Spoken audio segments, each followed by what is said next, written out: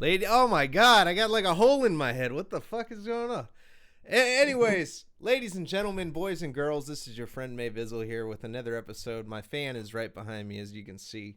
I'm sitting here on the Bone Throne, and I'm very excited to introduce a band that I have not seen a video interview from. I have seen live performances from them, and I gotta say, thank you so much for making it here tonight. You guys literally, so I have been afraid to listen to gore grind for a long time. I've always been like, oh, I see the artwork. I'm like, oh, it's a little too crazy for me, a little too much for me. And then a good friend of mine, Benson Schuler or Schuler Benson, he purchased your CD, Erotic Diary of Fantasy, while he was at Maryland Death Fest, and he said, "Oh, I have to have this in my collection. It's a classic." So I saw it and I was like, "That okay? That sounds kind of funny. I got to listen to this, right?" I listened to it, and it is some of the most brutal slamming death metal that I've heard. But also the lyrics are like some of the lyrics are just over the top gore and very very brutal, and then there's a tongue-in-cheek sense of humor that is just it shines through the entire project, and I love that type of humor. So with no further ado, ladies and gentlemen, I bring to you Torso Fuck. How Man. you doing? Oh, Thanks for having me. yeah. No, thank you. The pleasure's all This is first mine. I'm grateful. yeah, this is first time for me for giving this kind of interview to anyone. So, you know, it's it's great to be here. Thanks. Yeah, it's the pleasure. Thank. It's such a huge pleasure. I was infatuated with your project. Erotic Diary of Fantasy. I dove deeper. I listened to the splits with Lymphatic Phlegm, and everything that you guys do is literally like it. It seems like a project where you just said, "I want to be as brutal as I possibly can be, and make this like the heaviest project all at once." And it teeters the line of I want to say gore grind and then brutal death metal slam kind of, because there's some grooves that you guys really put into this. And this project was released in 2008 as the actual the physical release came out. The songs had been around for some time, I believe, released on some previous like demos and splits. But you guys also are coming back with an upcoming project, and I've heard about it. I read the post on your Instagram, and it's you guys said it kind of made me laugh because you said, do you expect Torso Fuck to have any like change or like growth in the music? And it's like this is gonna be Torso Fuck, like just more Torso Fuck. That, and I'm excited as hell for this. What made you guys decide to make it happen? Yeah, man. Actually, it was the split was from 2002 or 2001, I think, with Lymphatic Plague Man. The first full length was from 2004, and you know now it's what the fuck? It's 2022, and I just think it's long overdue. It's really long overdue, and now we are back. Yes, that's true. And what made us come back? I really don't know. It's after the first full length album. It's like what's so fucking many years since the album came out, and we just did few live shows after that, and then I quit the band, totally quit the band. Um, you know, um, I really, I can't even say what happened between those years, but you know, here we are doing new music, you know, and that shit is like, you know, it hasn't changed. It really hasn't changed. Um, Same kind of shit, you know, Yeah. same shit, same shit. Yeah, it's like Ask me riding a something. bike. Yeah, you know, I mean, I can't even believe it's so many years between the first album and this second album. You know, you know, the life just, you know, the life just got me. But you know, there was some family shit and you know stuff like that. Uh, I had the Torso band. Do you know that band? Yeah. Yeah, so the project that was 2019, correct? When those releases came out? Yeah, 2019. But even that even before that, it's like you know between the erotic diary fantasy and the Torso demo, it's uh oh, 5, 6, 7, 8, 9, something like 15 years, you know, between doing putting out anything, Yeah. you know. That's a long time. That's a long time. I know it's long time, but there is no real reason for uh, you know for putting out anything. There was you know it was actually okay. There was 2000 and it was 2007 when Torsofuck was supposed to put out second album. Really, Yeah. uh, it was on the same label, Goragiastic Records, uh, and you know I went to record the album, and you know shit happened, and it never came out. It never happened. So basically, after 2007, I lost the interest completely to this band, and I I had another interests in my life. Basically, it was 2007, and after that, up until 2017. So 10 years. There was like 10 years. Yeah. I didn't do anything. Uh, I didn't record anything. Uh, musically, and yeah, there are reasons for that. A lot of reasons, and life, basic life shit. But it doesn't mean I didn't. I was all the time. I was like listening to most brutal shit Yeah. and actually I was playing guitar all the time, doing new tracks for basically just doing new tracks, you know, and which some of those tracks came up as torso, Yeah. you know, more old school shit, and I did play to yeah, I did play some. I did make some new tracks for Torsofuck as well. I, but I didn't really think they will never come out as this, you know, as like Torsofuck.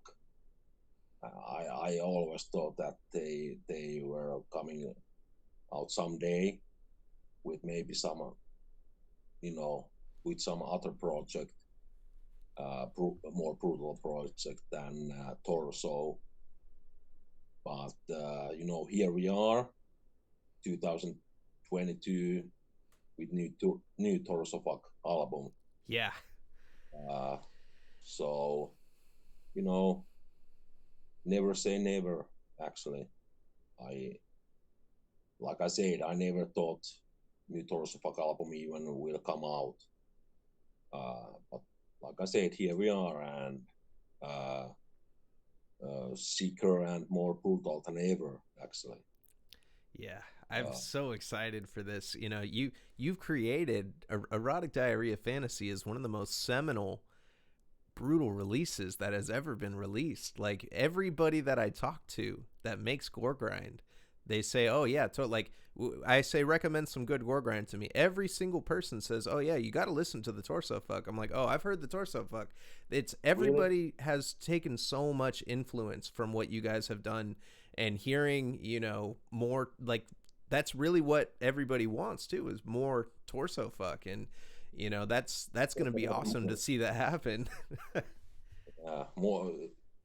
Yeah, everyone needs more Torsofuck. I don't know. I don't know what's wrong with people, but I don't. Um, yeah, I don't know. I really don't know. I'm not so much into any. I don't follow any gore grind or uh, any. You know, I don't follow. I really don't follow anything. I just, it's to me, it's more. I personally, I listen more of, brutal death metal and stuff like Yeah. that. Always, and it's to me the Torsofuck first full length is more of, you know, uh, to hear that you compare it to gore crime and stuff like that. It's I don't know. It's just I don't know what to say actually. Uh, Yeah. it's it's to Definitely me it's different. Yeah. It was my gateway pretty much though, because I was I so for a long time, molesting the decapitated by devourment.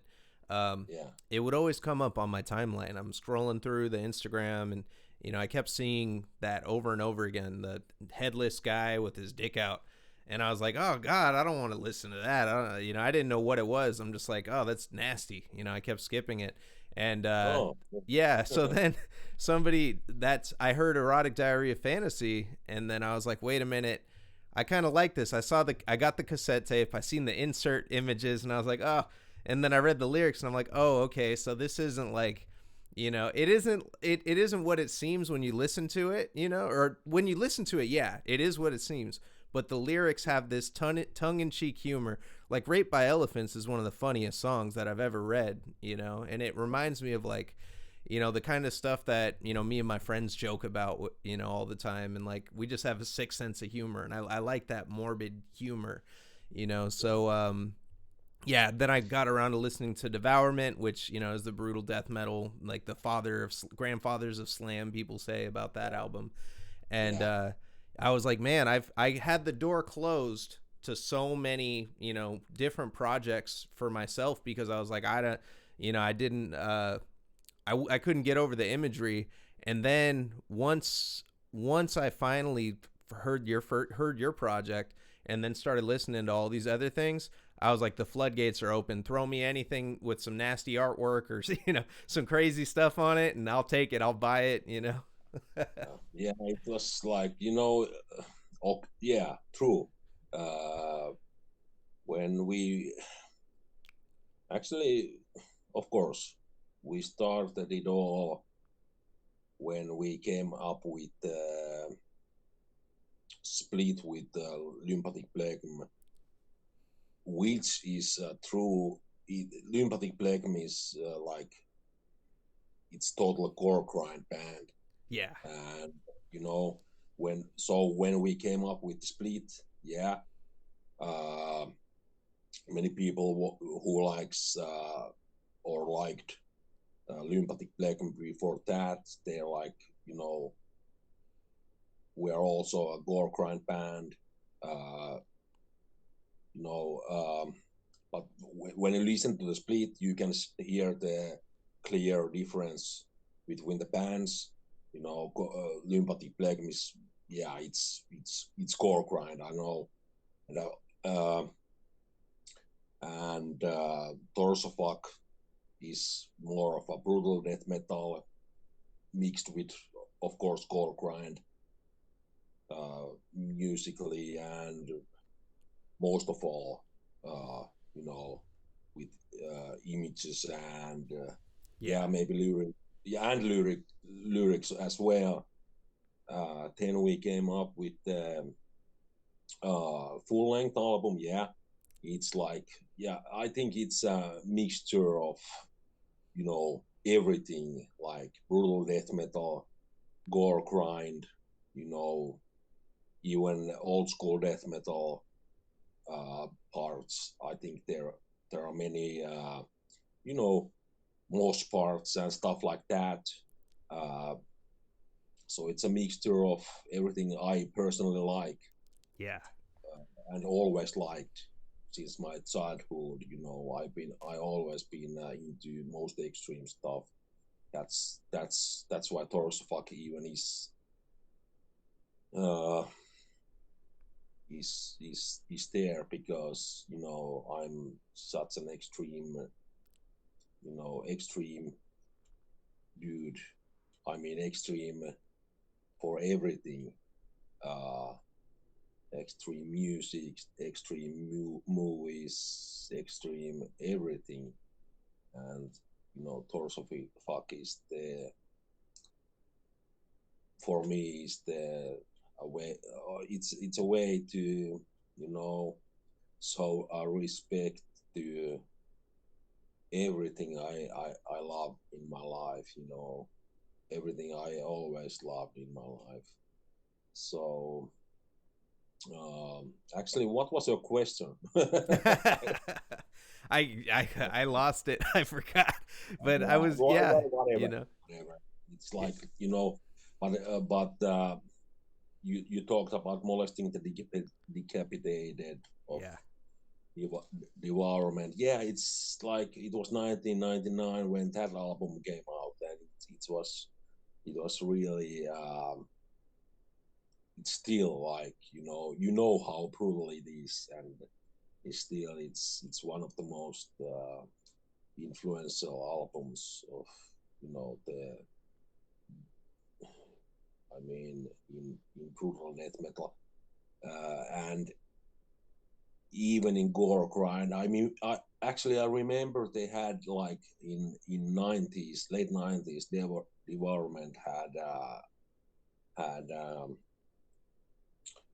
homepage, you know, where, like, they described themselves uh, like a gore grind band. There was, like, literally, they were saying, like, it's gore grind which is so intense you will vomit or shit like that. So Yeah. from their demo, the I think it was late '90s or shit like that. So they were even comparing themselves to gore grind. But anyways, it's like, it's Torsofuck is not only influenced by the environment, but it's a huge influence for us. Yes.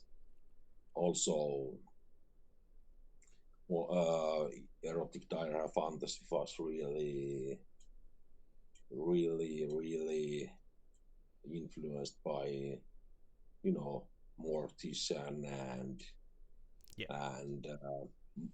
and yeah, more of gore grind bands, like, um, what can I say? Goth from Germany, and Meat Sheets from United States. Meat Sheets, a legendary band for sure. Uh, and our lyrics were very much influenced by band called Infernal Torment from Denmark. I'm not sure if you know that band. I haven't heard them. Yeah, it's like it's brutal death metal. Yeah. It's musically just brutal death metal, but lyrics are like really fucking perverse and Yeah. see as sick as possible. Like yeah, you know. So I don't know. I for Torsofuck, I just in early 2000s, it was like I really, since I always been really very extreme person. Yeah. My everything I liked was like into really everything extreme. So that's why I wanted to create musically something really extreme as well, and lyrically, and you know that everything goes with the music. So if music is brutal and fast and as brutal and sick as possible, then in my opinion, lyrics had to go with it as well. And if your band is called Torsofuck, I was always thinking that it just it must be sick, you know. Yeah. Uh, yeah, and like I said, it wasn't until 2000, 2001. It wasn't until about that time when I was, able to create something uh, such such such sick and brutal. I had the band name much earlier. I Yeah. came up I came up with the band name like in mid 90s when I was really young, and I just had the like I just had I had a band name which I really liked, but I didn't have a talent. I mean, or I wasn't capable of creating music which was you know uh, which was on the same line with the band name. Actually, I just had the band name, but I tried to do, but I was so young, and I really didn't have the talent at all. In So that's why like band name came up around 1995, you know, but it took like 5 years for me to to know come up with the music and being able to create something with the band name, which I was satisfied with. I did few like I record. There are high level cannibalistic violence demo from 1999 where I did play everything on that demo, drums and guitars and everything I did myself. Uh, but you can hear 1999 that demo. It's nothing like what we came up with later on, like in a few years with the split with Lunatic Play. You that was the real start of this band, 2001, I think. Yeah. So that's when the true Torsofuck started, actually. How did you Early feel 2000. when that happened? When you realized, wow, this is coming together, and I have the sound that I want? I was. actually, I yeah, it was yeah, it was actually it was quite nice feeling because I realized that okay, maybe I can finally come up with uh something with my own band. I can come up with something, brutal, like, when uh, okay, this is 2000, 2001, so like albums like Molesting the Decapitated has been out, 2 years or so, uh, and also actually with Devourment, I was also, in early 2000s, I was listening. I tried to get my hands on the most brutal albums. So I remember getting this first Project Queen album, Instruments of Torture, and also that album was like, I was like, what the fuck? This is really, really brutal, and uh, people can hear a lot of influences in Torsofuck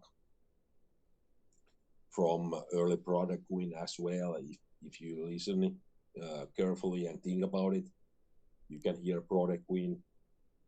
And I so back to your question, how did I feel? It was something I still didn't really.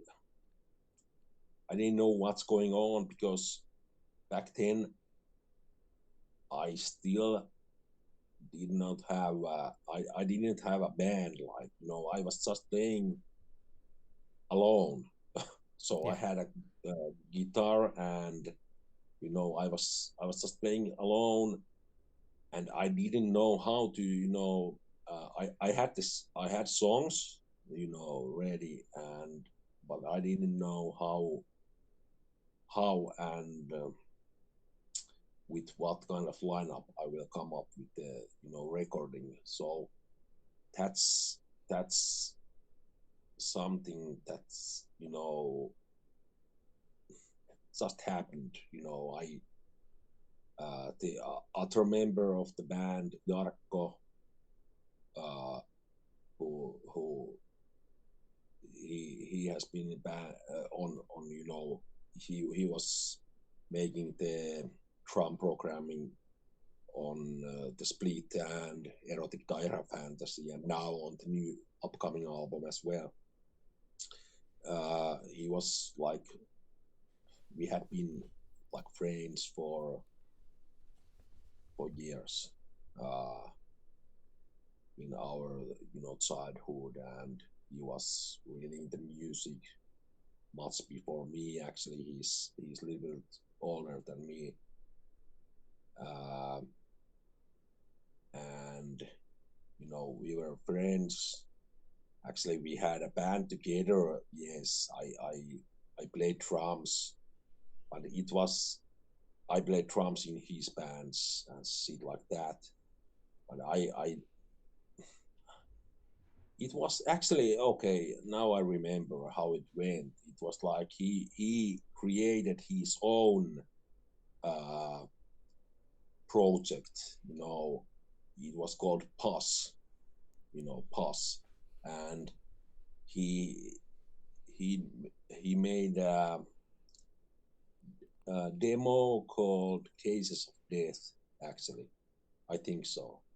This was before Torsofuck, and he used a drum machine, and I heard him. You know, he did that demo with his band, and I was like, what the fuck, maybe I can use his talent for Torsofuck also. I do myself thing. that's the way I can put the more brutal Torsofuck out, you know, because before, uh, I like I said, I didn't have a band behind me really on Torsofuck. It was just my it was me alone, and I wanted to put out something really fast and brutal, and you know I heard him doing the drum machine death metal by himself with Pass. So that's how the idea came up with doing like this Mortician style. I wanted to be more brutal than anything, and so actually that was how it came up in early 2000s, and so the split with lymphatic plague, that's like that's it just came out with drum machine. Jarkko did the drums and recorded it, and that's what's really is how the real Torsofuck started. Yeah. It just happened like that. It's And I gotta ask. I've been wanting to ask this. I've had erotic diarrhea fantasy sitting on my desk for about a week now, and in the J yeah. card it has the artwork from the split. How did you guys Mm. get that artwork, and then what made you choose it? Because it's like it's torso fuck. Clearly, it's like a torso getting fucked, but like, Yeah, you mean the lymphatic phlegm split yeah, cover art. Yeah, I came up with that actually. I came up with it. Yeah, it's like torso getting fucked. That's true. yeah, It's that was in you know maybe late 90s, maybe very very early 2000s. You know, I just like I said, I have always been very extreme, shit. So I always I were always searching from internet back yeah, then, mostly extreme stuff, to use in my band and stuff like that. I was just, searching. And somehow I came up with this. It was like, it was a collection of these kind of pictures. yeah, There were not only this one, particular picture, but there were like many others, many other pictures from the same, uh, you know, from from same guy. He was like, I don't know. It was um, let me think. It was like um, something like uh, uh, necrosex something. They yeah, were like entitled those pictures. So it was I was probably I was searching for some necrophiliac pictures, and I came up with these back then, and I did contact this dude, like, can I use your picture from this website? I think he was an Asian from Japan or something, Asian dude, and he did these pictures with his own girlfriend, and oh shit, as if you like if you you can clearly see, by today's standards, you check the cover art, you can see it's like it's clearly it's not real. It's something that is made up. Everybody, Uh, I've asked everybody this question this week. Do you think that artwork is real? And everybody says yes. That is oh really? 100%. Yeah, No. everybody completely thinks that's real Well, artwork on there. yeah. Okay. Well, it's not. It's not real.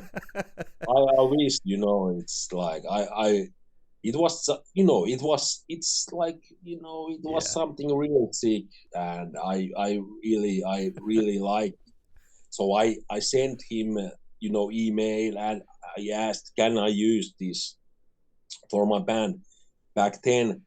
If it was today, he would ask some money for it, of course, or something like that. But Yeah. uh, back then, he was like, "Yeah, sure, no problem. You can do what you want." And he was doing these pictures with his girlfriend. Yeah. I remember he just took, he just took like pictures while he was fucking his girlfriend, and then he photoshopped them like you Oh, okay. know Yeah, man. I like I said, it's been sitting on my desk, and I keep looking at it. I'm like, holy shit, that's good. Like that. If that, I was like, if that isn't real, that's a good fucking Photoshop. it's sick one. It's sick, and Yeah. I so that's like it. And actually, I still think that uh, the split with lymphatic plegium, our side of the split is like it's good, but it's still like it's it's not like it's not perfect. I was always thinking that the cover art is like really sick, really brutal, and the music from our side is not on bar with it. It was still so amateurish comparing to the. I mean, I to my taste, our artwork is more brilliant than the music on that split. But whatever. It's still like it's a demo. Yeah. It's I still think a demo stuff. Yeah, for you me. may not have felt that, the way I felt about it, but when I hear the mixing is fantastic, the musicianship on it is fantastic, and that being the precursor to what became erotic diarrhea fantasy.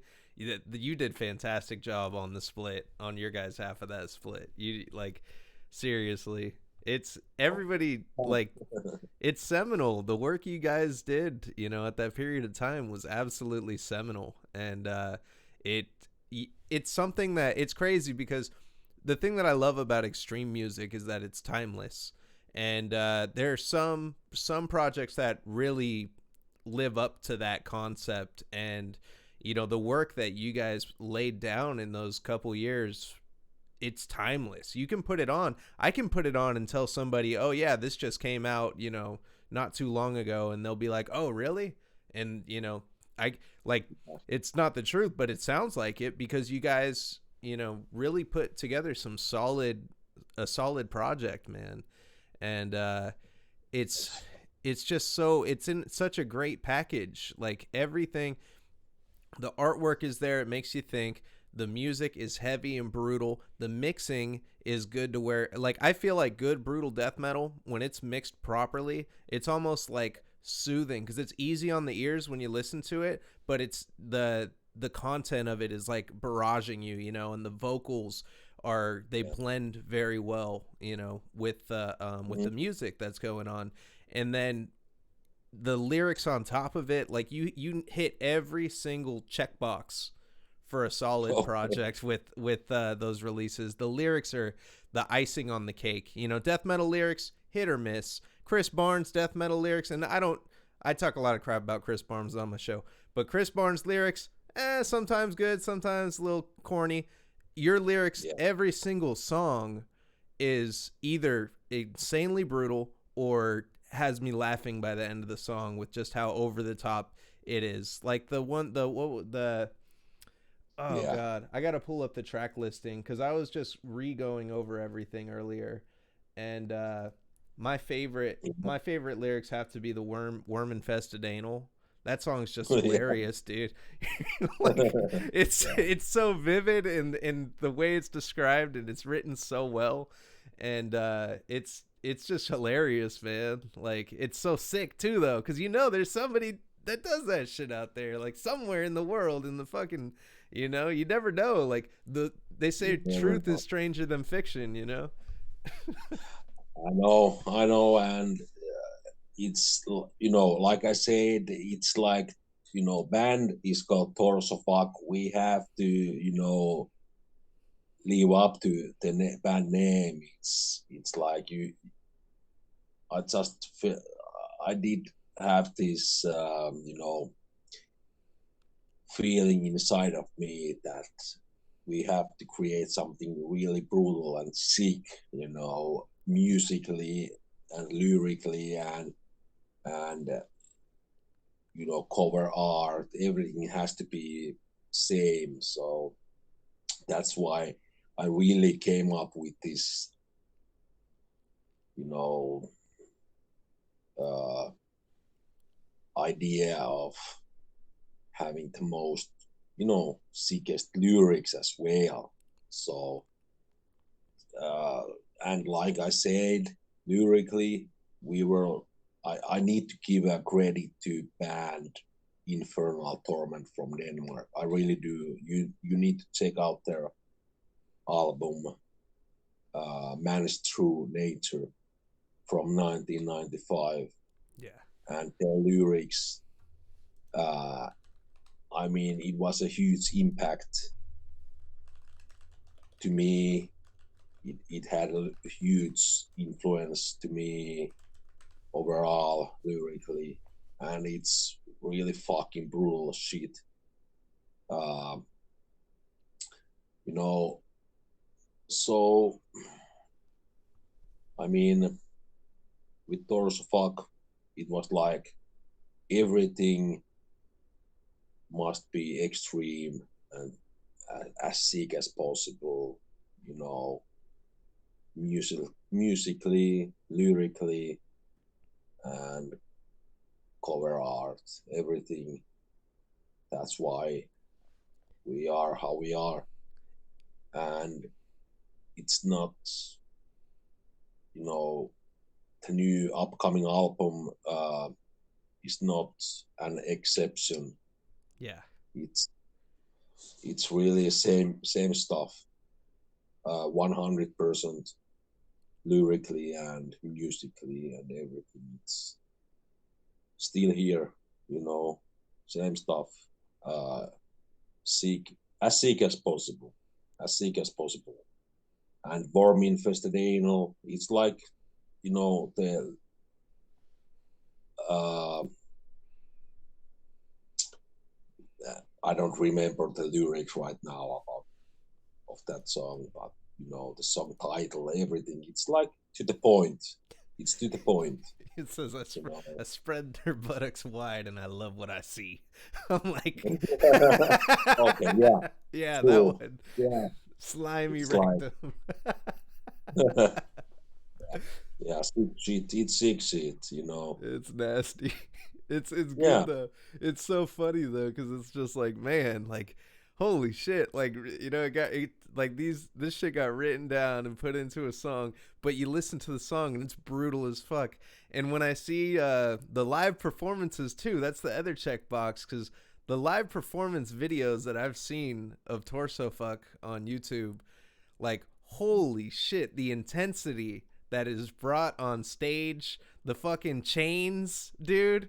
That's just like the craziest, most brutal shit. And I was like, what does Torso Fuck look like, right? Like I didn't know what Torso Fuck was gonna look like on a stage, and I seen it, and I was like, yeah, that's definitely Torso Fuck, you know?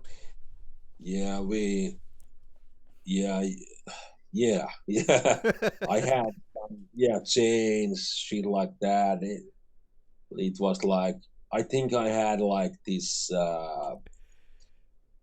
chain and cross upside down on my on the chain. Actually, Yeah. uh, it was, you know, it, it's funny because the members I had for my live, lineup. There are guys from, uh, there is a dude from old Finnish black metal band Arch Gold, playing guitar. He played drums for Arch Gold albums. Black metal dudes and shit like that. I had those guys like playing for me in To Torsofuck. They were like, Mikko, you need to have this you know cross here, and you need to have this because you know I always liked actually that it's a little bit different from we played back then. We played with some slam death metal bands Yeah. because we are kind of like musically we have slam thing going on. You know what I mean? So people, when we played live, we were um, playing with that type of death metal bands, that type of brutal death metal bands, shit like that. But our you know my band members, everyone, they like not really, they didn't hate, but they they were like more into old school. They're older guys. Yeah. Okay, I'm also older, but we were like not Torsofuck, like it's brutal and slammy and whatever you want to call it. Yes, but we were like uh doing still we were like doing our own shit. We didn't really like the slam death metals guys or anything, and the other members really disliked the those brutal slam death metal bands and shit like that. So they were like, back when we played in Maryland Death Fest in you know United States, guys were like, Mikko put this blasphemy shirt on for this gig and shit like that. So I had like old old old blasphemy shirts, and nothing like, I didn't have a devourment or you know any any slam death metal bands merchandise on me. We were like doing it just our doing our own thing. Yeah. Overall, it was like, I don't know, and uh, I was okay. Many of those years are like, I really even don't really remember much of them because I was so fucked up.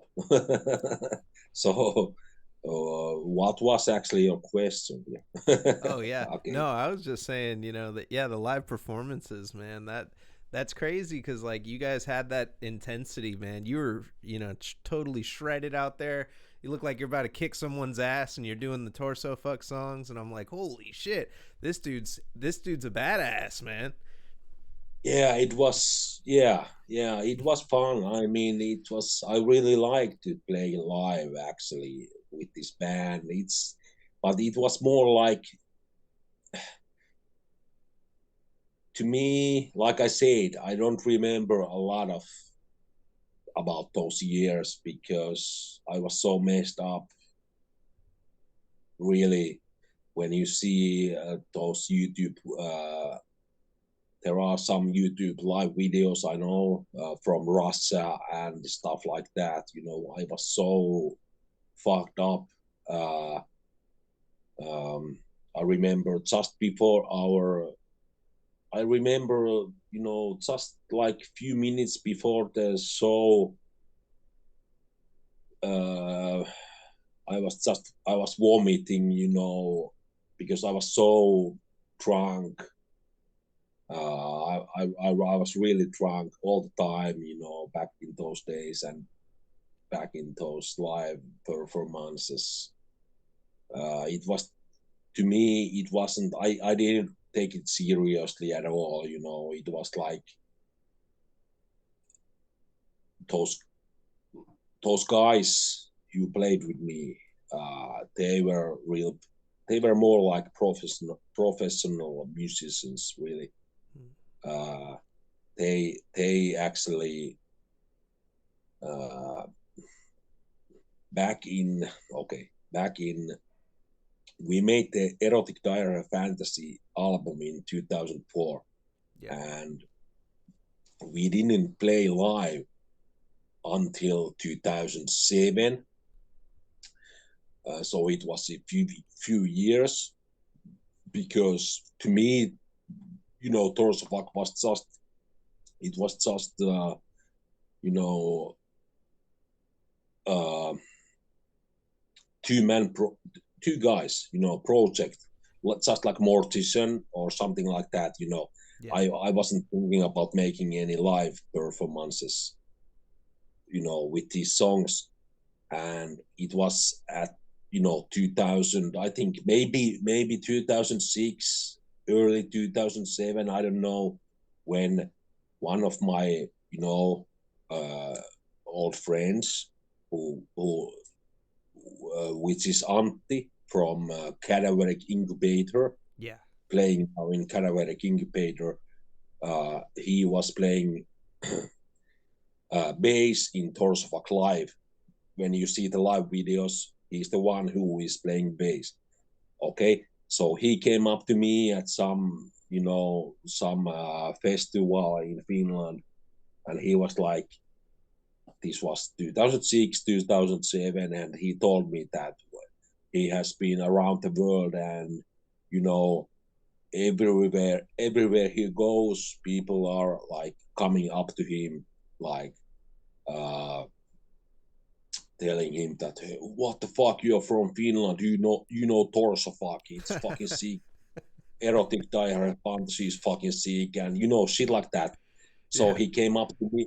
He came up to me and he was like, "What, Mikko? Uh, what do you think that if we make the Torsofuck, like, you know, what do you think about making live performances with Torsofuck, because it seems like everyone knows the band and likes the album and shit like that." So I was like, oh, yeah, whatever. Uh, Sounds good to me, but I'm like, I'm really lazy, and I don't know anybody. I don't, you know, I just, so he was like, okay, he will he will create it, like, he will get the band behind me. All he need is me, you know, doing the vocals, you know, live, and he will handle everything else. He will get us to play live and shit like that, and he will get me the, you know, drummer and guitar player, and he will play bass himself. I was like, okay, whatever. If you do that, I mean, you know, as long as I don't need to do anything else, that just come there and, you know, do my thing, like, which is, you know, growling, and that's how it happened, actually. So we went on, and uh, I find myself in Finland in rehearsal place with band around me, playing my songs live, and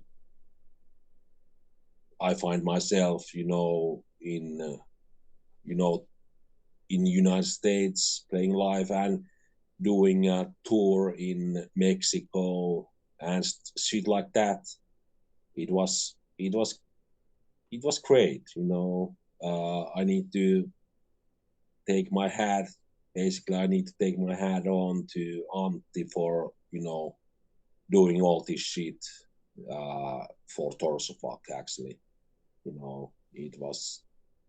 it would not have happened without him for sure. Uh, and but what can I say? You know, uh, what was the question? Oh yeah. Oh, so were you surprised by the reception that you had around the world? That's huge, especially that time.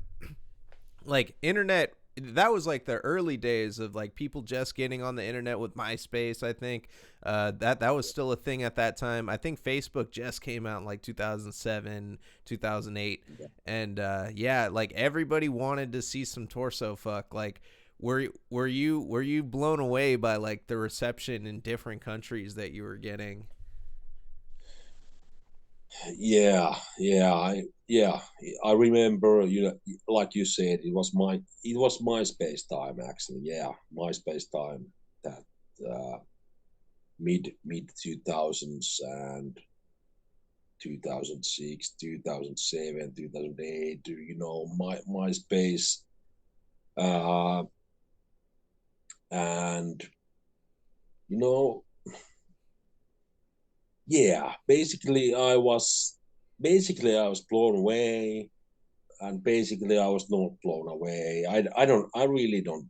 I can't say it was like, because I never was that.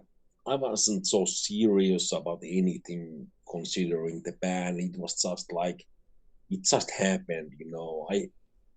I did have I had so much other things in my life, like I said in uh, earlier in this interview.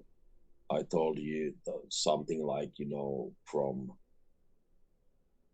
there, you know, there was so much happening in my life after the Erotic Diary of Fantasy album, and the, you know, there was supposed to be the second album in 2007, which never happened. And one of the reasons, I went to record it, and there happened shit with the recordings, yes, but also I wasn't at all, motivated at all to, you know, continue with the band really. And when Antti came up to me with the live uh, live performance, subject, I was like, yeah, whatever, I do it if if everything is handled by someone else than me. I didn't have a motivation to do much anything. I had so much other things to this whole band thing back then, 2007, 2008. That time it was nothing to me. Torsofuck it wasn't important to me, Yeah. at all. It was just something that I kind of felt like, yeah, I can do the live things, I can do this, I can do that, but it wasn't like the most important thing to me in life. It was just fun. fun and games, and I was, like I said, I was really fucked up. You know, I I didn't, and I don't remember a lot of those about those times. You know, there was a lot of happening. You know, but anyways, um, I I always felt that why people like this so much, why this and why that. I didn't really, I didn't get it. It I know it sounds funny or something, I don't know, but I didn't really get it because it was just, I just did it, it's, Yeah. and people were like going crazy, uh you know, about the band and shit like that. I was like, it's like I was doing it. You can say I was doing it left-handed. Yeah. It was, I wasn't serious about it so much, and but but I don't know. Uh, Maybe I should have been more serious about it. Maybe I don't know. Everything happens with the reason. Yeah. I I don't think about it that much anymore. What happened back then, you know. But I'm grateful for everything, It's like I I really, and I always did appreciate, you know, you could say like fans and shit like that, people, sending people were sending me messages and emails about how they like this band. I You ever get always, you ever get what any what weird stuff from your fans? Because like I talked to Fluids, Jan from Fluids, and he said he gets some very strange images from his oh, fans because of okay. his content he makes. Oh, okay. I not just a few, just a Yeah. few. Not really, not really. I When you think about the, Torsofuck lyrics, yeah, and everything, you would think that it it it you know it drives some, fuckheads. Uh,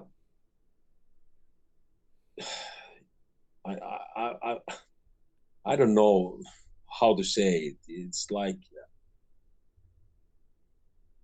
but I never got anything, so anything weird. Maybe it's also because, when I met few, kind of weird people back when we played live, but I was always the way I look myself, shit like that, it so the real weird, weird people, maybe stayed away from me or something like that. I really don't know.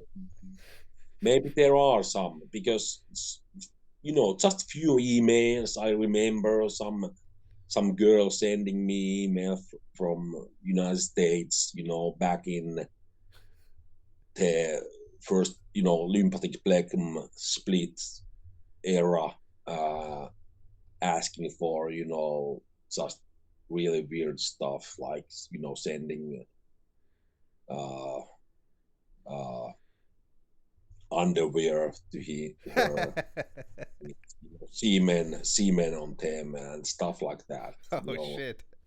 Yeah, but it's like after that, you could think that, Yeah. you know there could be more, uh, sick. I mean, weird weird people contacting us, but no, not really. No, no.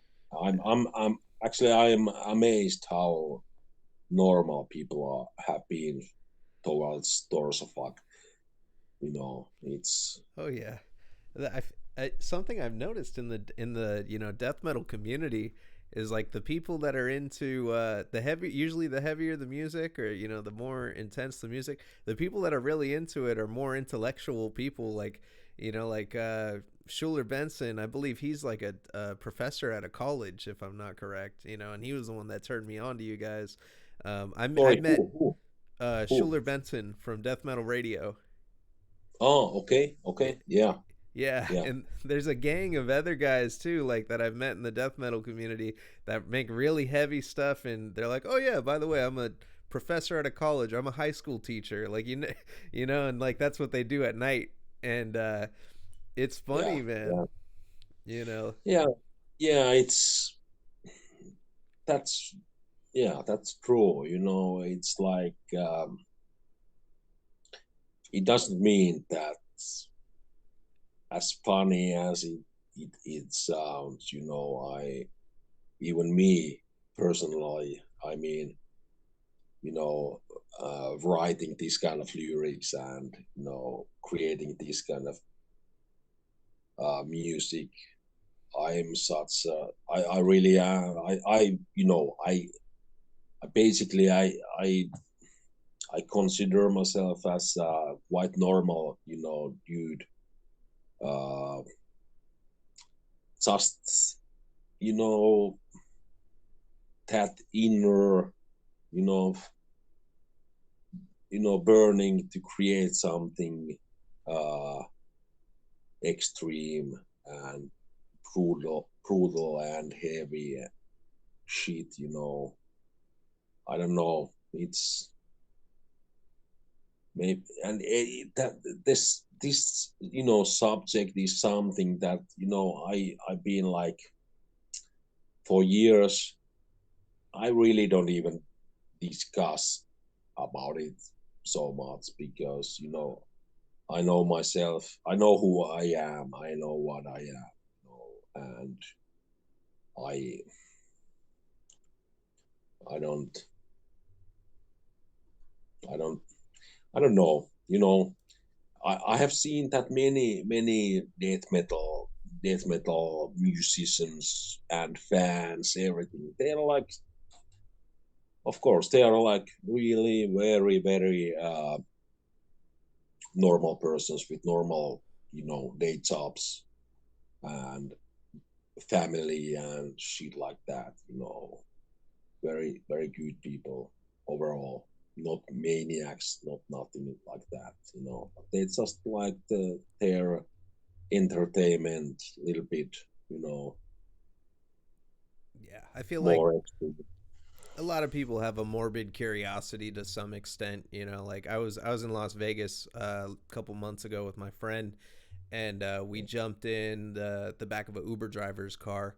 We get in there. He's like an older man, probably like guy had to be like 70 years old, very old guy driving this car. And he puts on he's turning the radio down as we get in the car, and I hear it, and he's listening to like a true crime podcast they're talking, and then they took the bodies, and then I hear him turn it down, and I was like, I would never guess this guy was listening to this. But I feel like everybody kind of has that, like, morbid curiosity when it's something strange or like something Yeah, a little dark, like, I mean, you look at like TV, like what's the on the news, it's like yeah, everybody likes the sick news when it's on the news, and then everyone likes to yeah, talk about that stuff, and then they act like it's normal, and then like turn their nose up when they hear people like, oh, making death metal or doing this kind of stuff. Like my yeah, mom, she sees my flags that I got with all the blood and gore and stuff, and she's like, oh, that's disgusting. And I'm like, yeah, but I seen you watch the forensic TV story about a murderer or something. yeah, yeah. And those, those I have, yeah, I've seen those, you know, murder documents and shit like that. It's really people really like to watch that kind of shit these days. Netflix is full of like serial killer documents, and you know, every night in Finland also you can see from TV, you can see the like this, like you said, what's those murder, you know, kind of like documents about murderers who are in family and shit like that. Those what are they called? So many, TV programs about murderers and everything. It's normal these days. You Oh know, yeah. everyone is looking at them. Oh, I mean those things, all the time. But it's yeah, it's funny how if you still up to this day, it's 2022, you know, and you look like you listen to death metal, you know what I mean. You dress like a fan, like just like me. I'm 40 years old now, and I go to grocery store. I dress up like with you know my Discord's Mexico band shirt or shit like that. It's still I people are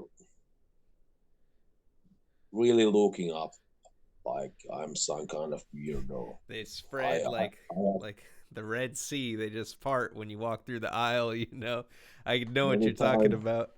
yeah, many times.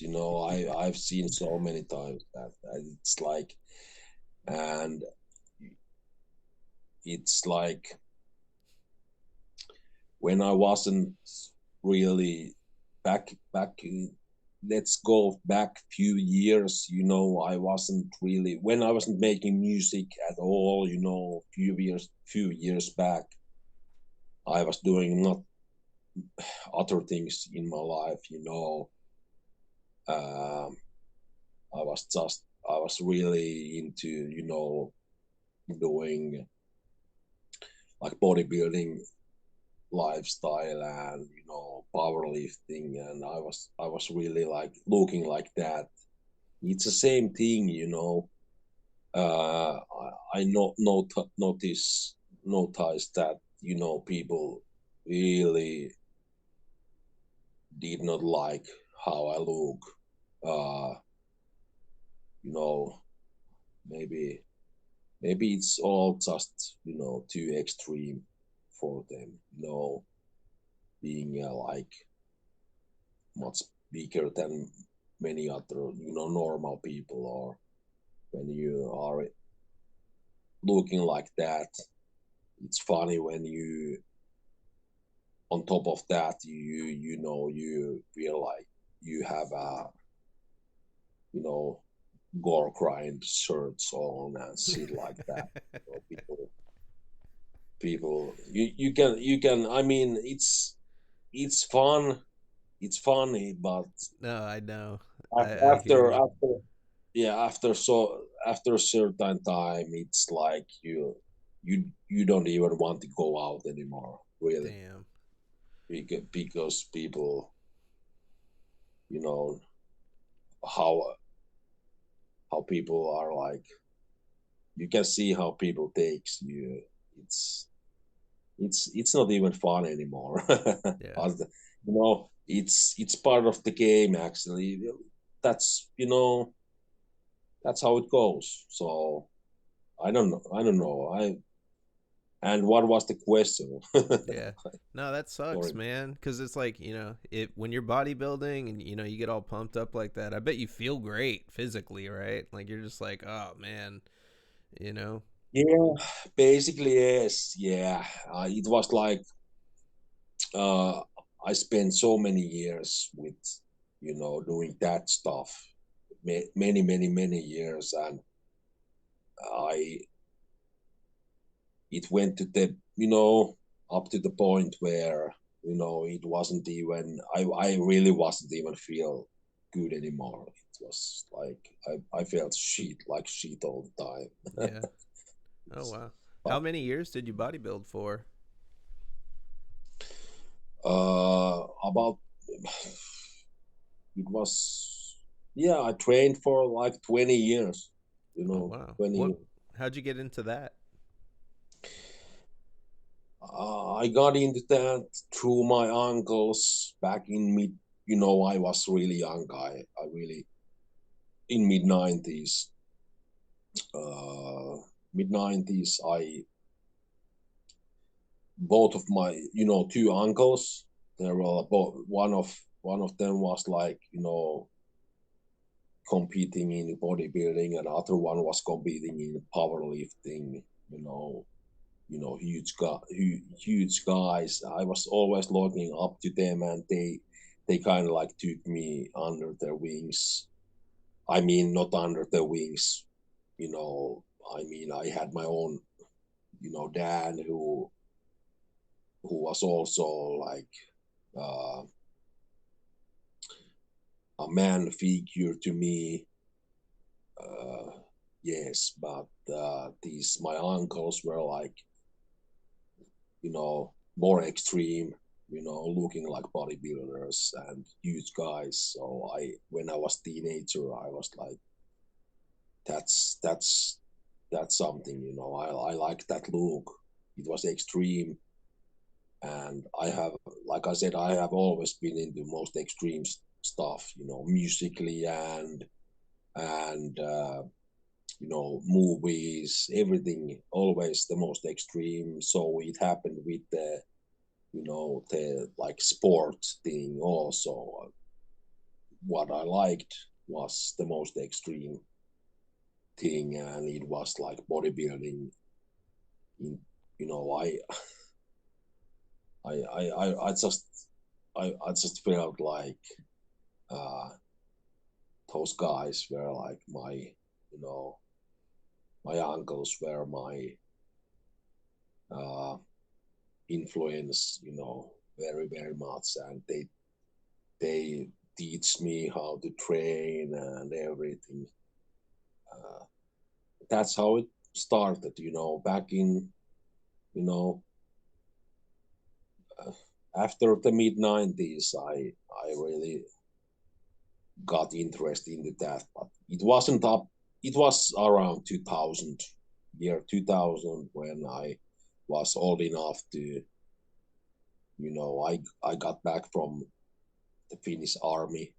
Uh, I was 18 years old, and, I was really skinny, you know, I didn't like how I looked, and that's when I really, really, really, I talked to my uncles. I was like, I can, what can I do? And they were like, okay, man, you are old enough to do this shit, and that's how it all, started for me.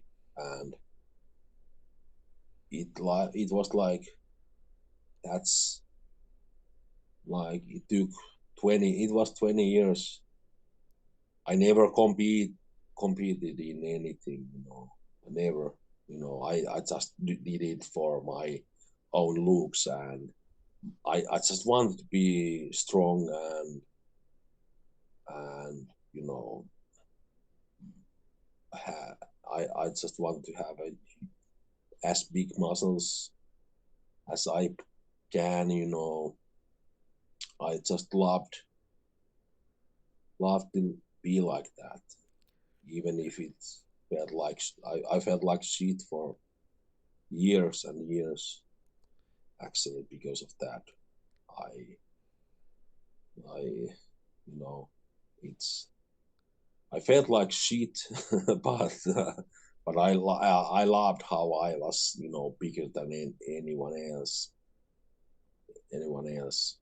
and it took a lot away from my, like I said, it's these are the reasons why, my band things. I wasn't uh, I wasn't serious about Torsofuck or anything for many years because of this shit. I was more serious about training and Yeah. living the lifestyle of like uh, weightlifting for many years. It was more important to me than any band things or anything like that. Yeah. You That know, takes an insane amount of dedication, and commitment to do that too. Like that makes sense, like if that's yeah, the basically, priority. yeah, Yeah. and yeah, it does take a lot of dedication and stuff like that. Uh, you know, Thinking about it after all these years and what did I do with all that? I did nothing. I mean, it, I I never competed.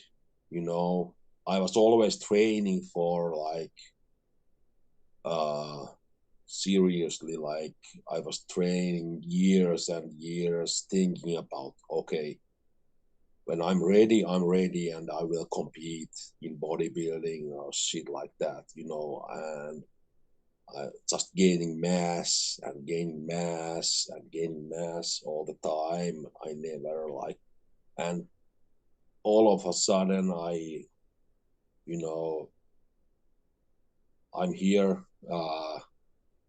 You know, never. It's it never came.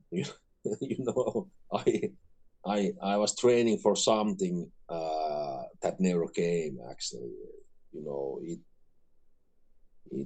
I should have competed much earlier if I was ever to do that. Then again, it's funny to say, but I have always, hated the bodybuilders and all that fucking fitness, you know, shit. I never wanted to be involved with that kind of people or anything. I just wanted to be like, most muscular dude or something like that, But I I really never. I still I train and train, but never got into the competing and shit like that. And I still dislike the you know most of the bodybuilders and fitness people. They are like some of the most annoying people can you can find. Yeah. I'm not. I never was one of them. Yeah. You know, I and I just still am. I Yeah, watched a documentary, or it's a short little documentary on YouTube that this guy Andrew Callahan with Channel Five does, and he went to the strongman competition up in Sacramento a couple weeks ago, and he's just a journalist that goes up and he puts the microphone in people's faces, and then he takes the clips, like the craziest clips that normally you wouldn't see on the news, and he just puts it in there. And I was like, oh man, I wouldn't want to hang out at that place when I was watching it. yeah, yeah. True. You. I know what you're talking about. I, I don't know, man. It's like it's just that I. But I still, I still go to gym. I still train. I try to train. I'm like, I love you know, I love training. I love to be in, you know, as good shape as I just can. It's not so easy anymore at this age, but uh, after over 20 years of hard training, I have so much. I have so much, pains everywhere. Yeah. You know, I have torn muscles everywhere. It's unbelievable. I don't know, man, but I like that. I will always train. I will always lift weights. Until I die. That's for sure. But it's just I just never I never got into competing or nothing like that. So uh, what can I say?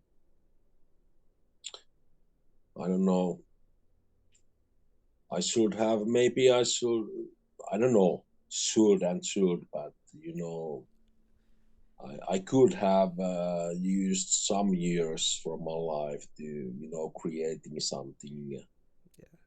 uh, Well, something, but yeah, I yeah. don't, I don't regret anything.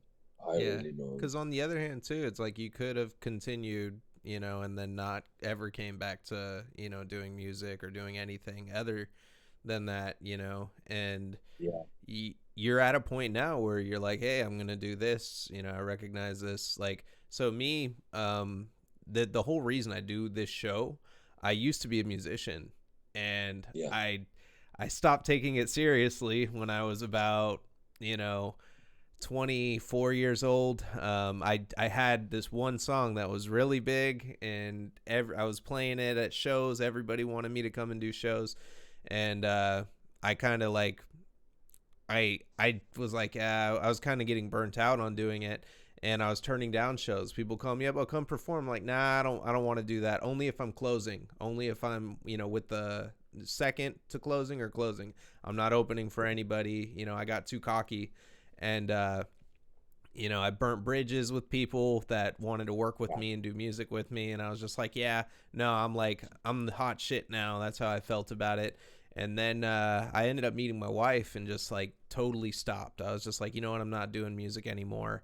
And it's funny because I told my friends, um, I used to look at them like they were crazy. I'm like, you guys are getting older now. You shouldn't be doing music. You should go get jobs and do, what I'm doing. yeah, Find a woman, do that, right?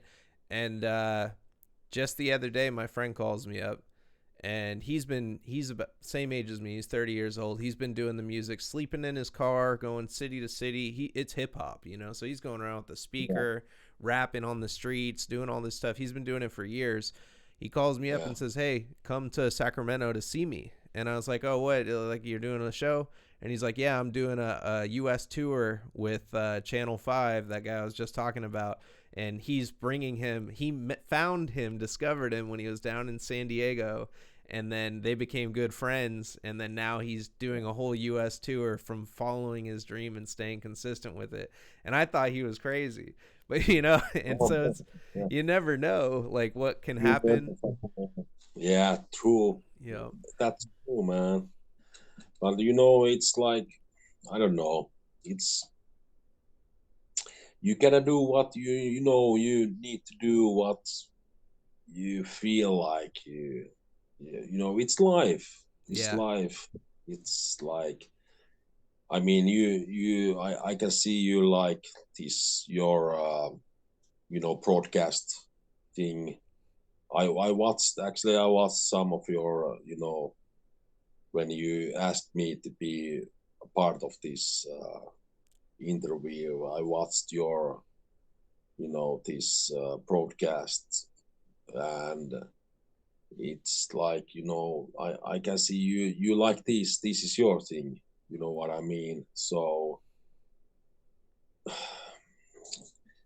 it's I personally I really don't you know I it's better you don't like too much spend time thinking past things or anything like that, what happened or what could have happened or anything. Yeah, I I know if I wanted to back in the day, uh, after the erotic dire fantasy with Torsofuck album, it would have been basically it could have been a good thing to continue back then, really continue and do the second album back then, really do it and whatever. Uh, but I still think everything happens for a reason, and it's I it's now is the best time for me in my life to be back with music, and I can give now I can give 100% for this, Yeah. uh, 100% for Torsofuck and all my band projects. I have other projects coming up as well, so you know uh, I, I don't know. I don't know what to say. Yeah, man. Hearing the whole story, that like that's a wild story that you got, and how you got to where you're at now, and it definitely it makes I feel like it has built my hype a lot for this upcoming project, because man, that the you said you were doing it left-handed, but erotic Yeah, diary of fantasy is it's so great. It's just so good. The song, the title track on that on that album, with the artwork that coincides with it, the lyrics to your the title track are hilarious. It was great. Like I just think it's like, if that's you, like I don't know if you ever seen Dragon Ball Z, but they're always like, this isn't even my final form yet. That's what the guys always say. And if you're jumping yeah, in this now with the motivation, to like really, give 100% to it, I can't wait to see what's next for Torso Fuck. yeah. It was like seriously, it was like so it was back then. It was really left hand. I mean, I really I wasn't serious about it at all. I just I did it because people wanted. I mean, after the split, we got the record deal. I had to do the album, and of course, I did. I wanted to do it. It's not like that, but I did want to do it. But uh, like I said, I really wasn't that serious back then, and most of all, I if I was even at all serious with this that recording, I was not like at all serious when we started to play live Yeah. in 2007. It was something that I was just like, uh, Yeah, doing it to do it, like not yeah, with the drive. because it was something that people, I had guys doing everything for me basically, Yeah. playing for me. It was just like Mikko, you need to show up and do the vocals, Yeah. and just travel with us. I was like, okay, I can travel with you, but even traveling was, I never wanted to do that back then. I was like, oh man, I want to get home. I didn't really feel good about it, but you know that was back then. And if you know, I I don't know. Would you so if this next album drops and there's like crazy demand again for Torso Fuck for all these tours, I'm sure anybody would just book you anywhere just with what you already have, like would that be something you'd like to revisit and go and do again? Well, we actually when I mean when we now when we informed that we are coming back and doing this new album and shit like that, it was immediately I got like you know uh I got two one I got this like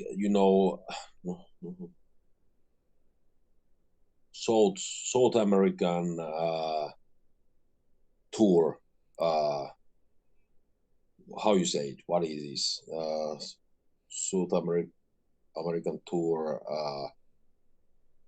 Someone was asking me if we can do this tour in Yeah. South America, and also I got this, uh, asking for a tour, around Europe. But I had to, I really had to say no because we are not at that, we cannot do touring at the moment. Yeah. It's just like at the moment we have just me and Jarkko back together doing the new album, and it's recorded, which is already it's like it's a huge thing for us. We got back together after all these years, and we recorded it as we speak. It's at it's the album is at mastering process you know is going on at the moment, and it's coming out. I asked, I talked with the label, and it they told me that it's coming out January. So, uh, but we are like we are going to do, you know, just a few live appearances here and there. We are going to play in Finland next summer for one, Finnish death metal maniacs. Oh, that's awesome. Yeah, we're gonna play there, and also we're gonna play in Germany at quite big festival uh, next summer. But that's all at the moment. We can not do any touring or anything like that because of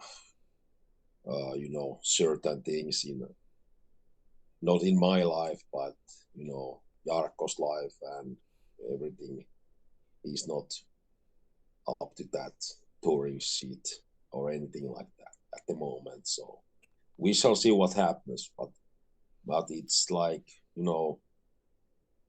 Torsofuck is. I think it's all about the band is mostly all about making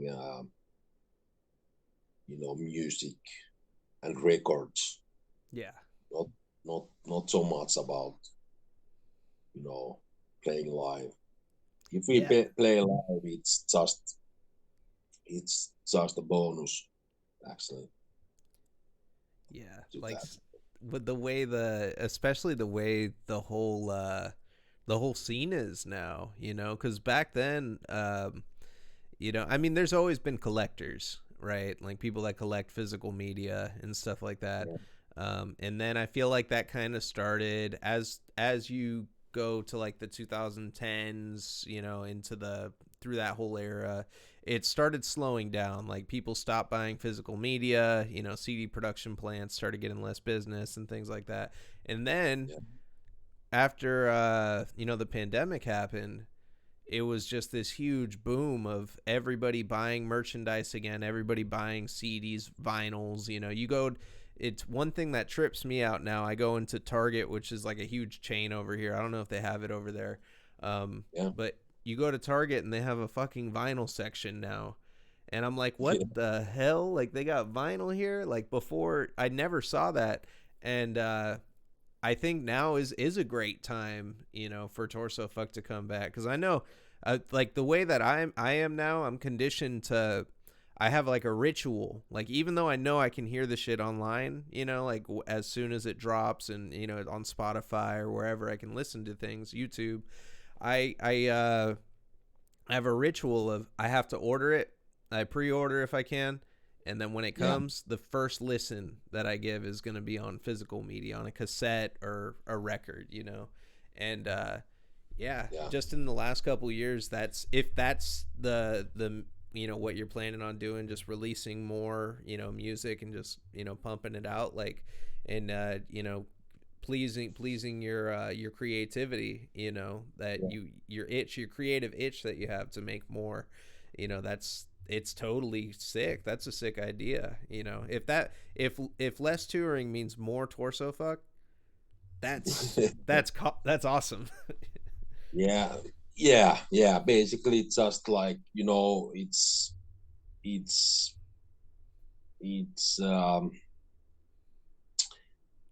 the pandemic was, yes, I know what you're talking about the pandemic thing.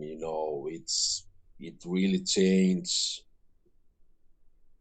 things, and it's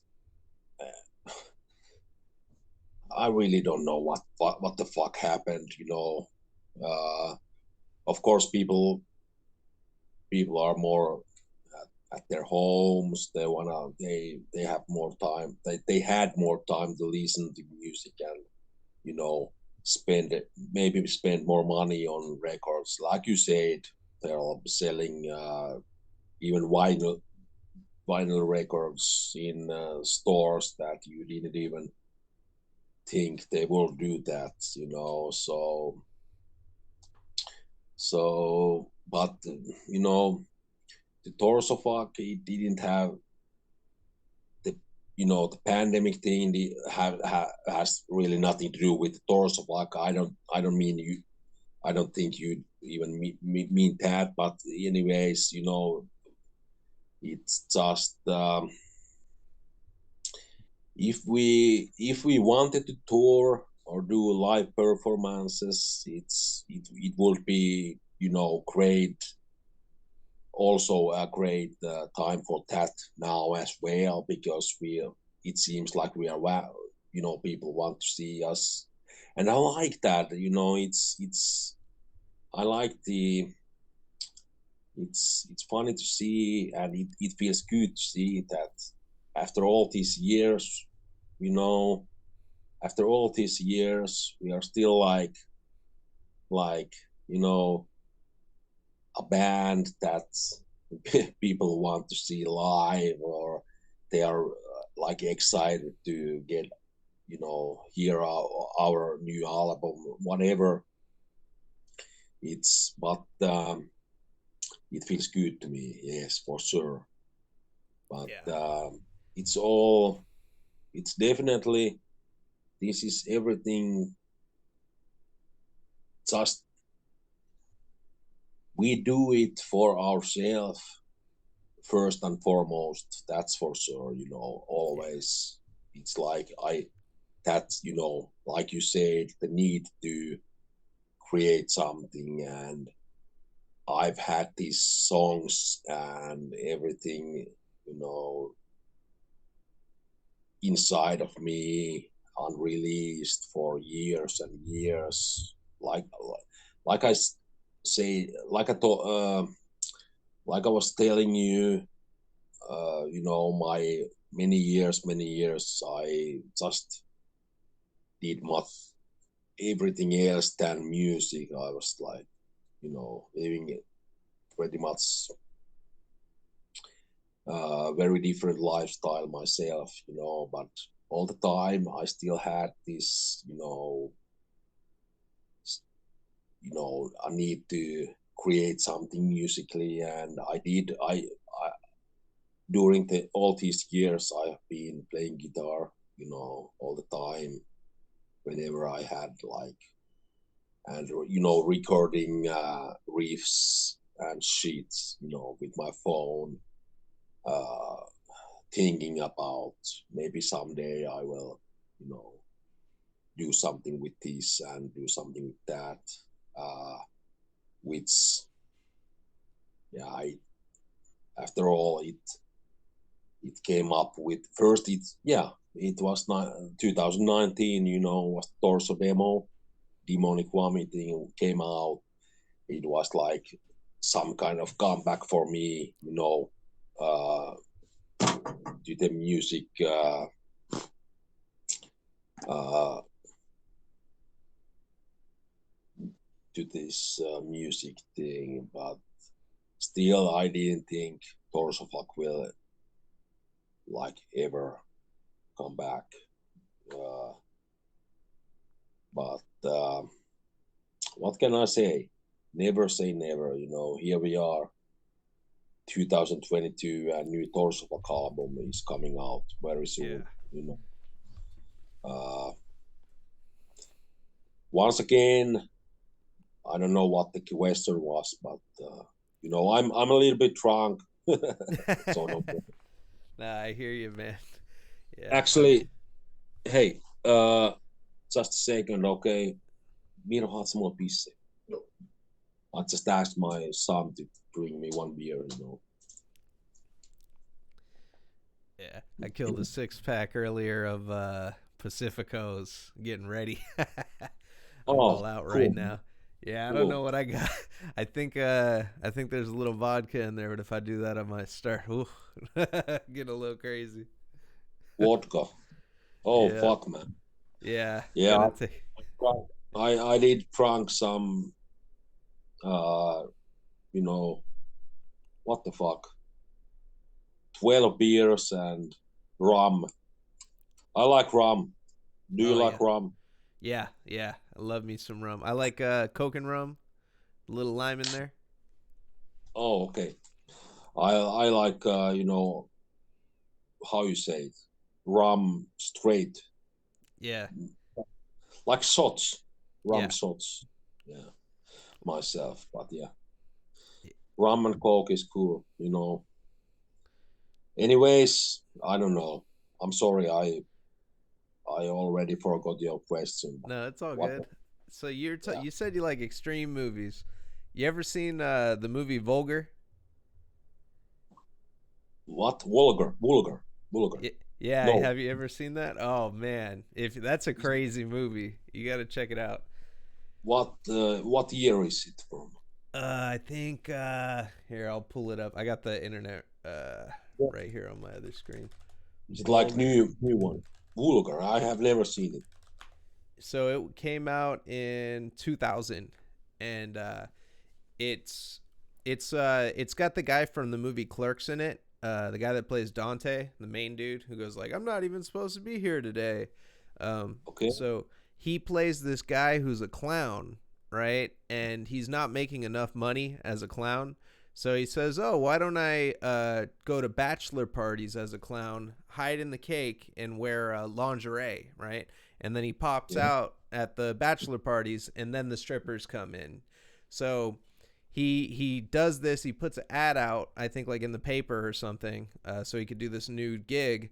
And then the first people that call him up end up it's these 3 guys, and they pistol whip him as soon as he walks in the door, and then they rape the clown. And it's a dark, dark movie, man. It's really twisted. Okay, man. I really, that's the one. Okay, I will put it up to my, you know, must see lists now. Yeah, it's pretty crazy. Let me tell to my son about it. Wait, Miro, pistät sä sen Vulkan? Joo. Okay, it's up there. Yeah, man. That's good. Okay. What movies do you like? Like what would you say is like have you ever watch a movie where you had to like felt like you had to go take a shower after watching it, like, oh my god, like it was too much, you know? Yeah, I know what you're talking about. You know, one of the, well, I've been up to, you know, I have always been a fan of this kind of shit, you know. So But movies like, do you know it's quite new one, the German movie called The Golden Glove. The Golden Glove? Yeah, I have about not the same. seen that. Oh man, it's like that. Yeah. Check it out. The Golden Glove. I'm going to give It's that a about, watch. yeah, it's about that serial killer from Germany or something. It's like, what the fuck? You Yeah. need to take a. That's the kind of movie. You need to take a shower after. Yeah. But not really. You know, what can I say? But you know, some really sick, disturbing movies. Yeah, I like I like that shit. I have always loved that shit. Actually, like Pasolini's Salo and stuff like that. Um, That's so funny. I've been talking about Solo all week with people. oh really? Yeah, it's so funny you mentioned that because I was like browsing the Criterion collection and I was like, oh, what's this movie? It says banned in a bunch of countries, so I gave it a watch, and then I was just perplexed by it. I was like, how did they make this film? Yeah, And yeah. then I read about the history of the production, and apparently they were happy the whole time they made that movie. They said the whole vibe on the set, everybody was like laughing, kind of like, oh yeah, we're gonna do some weird stuff. I didn't know that. Yeah, it's like, but it's really dark. It's Yeah, dark. It's dark, and it's yeah.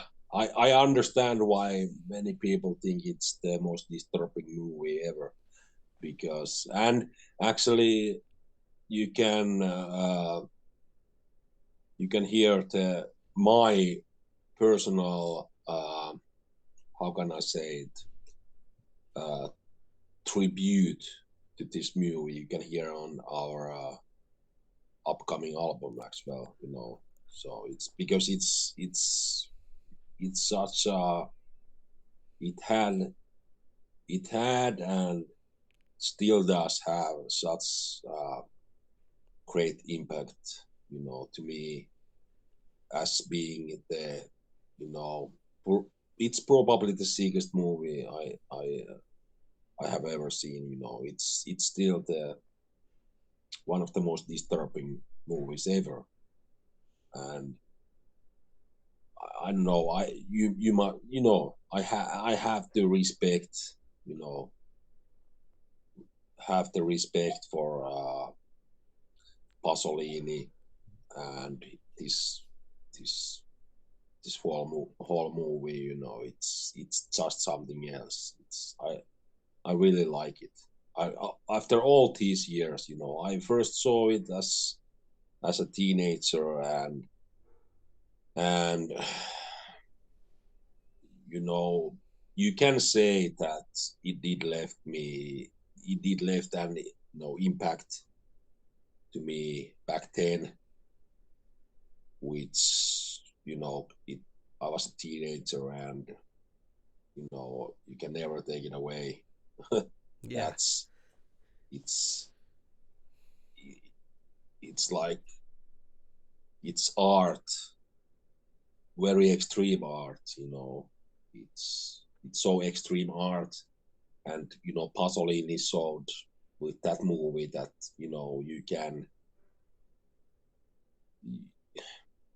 you can put out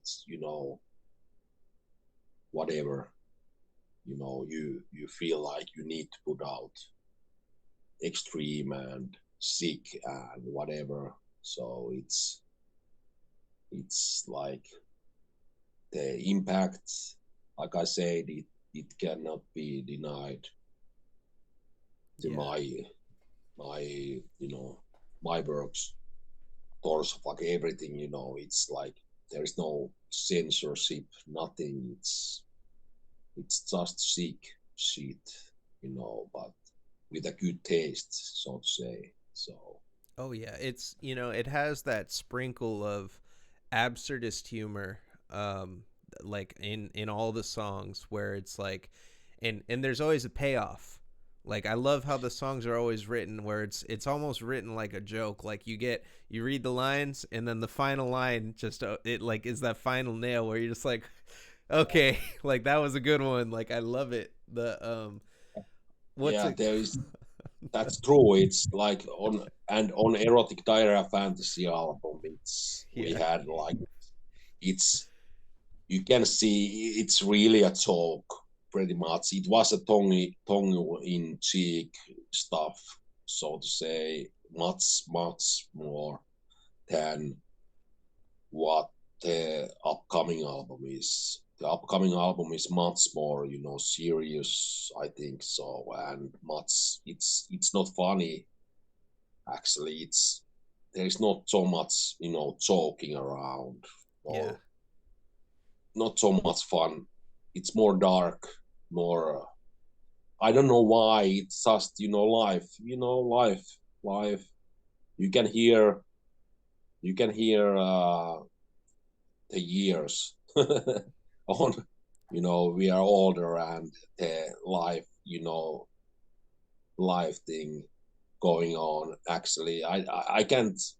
I can't really describe it. You need to, hear and see it for yourself and read the lyrics and everything. It's same stuff like erotic diarrhea fantasies, but much more. I think it's sicker, more yeah, dark, and not really funny at all actually, which is maybe I hope so. I hope it's more disturbing to yeah, people. It's and that was one of the main points. I didn't want to make or create erotic diarrhea fantasy. Part Cox 2. Part yeah, 2. Uh, with this album, it was like I wanted to know create same you know people who like Torsofuck, they will like this album. I am pretty sure about that. But it's us, it's a it's new stuff, new style, more like I said, it's more dark, more brutal. It's even more brutal, yeah. more dark and sicker. Overall, it's sicker. So let's see what people think about it. Not that I really care about what people think about it, because I have always, created stuff to satisfy my own Yeah. uh, need and what I like to listen. You know, I like to listen most brutal at six seats, you know, and I also, you know, write that kind of stuff basically to myself, what I would like to hear. And if I, you know, like to listen it, I it seems like so many other people like that as well. So Oh I yeah. continue with that same uh path, but yeah, like I said, it's really dark. It's Yeah. really dark album. It's sick. Yeah, I'm hoping it has that, like you said, about Solo, a lasting impact. Do you feel like that's what your target is? Like because you want to make it as extreme as possible.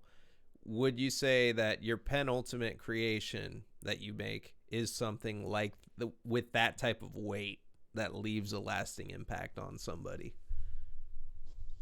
Yeah, yeah, of course that's something that would be the greatest compliment, if it gives, people that yeah, that exact impact, and uh, hmm, I didn't really think about it like that.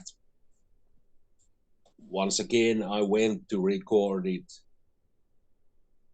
Uh, I went to record this album to, set first of all, first and most of all, of course, to satisfy my own need to get it out from me, Yeah.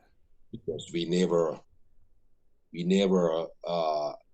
got this album out in 2007 when we were supposed to, you know, come up with the second album.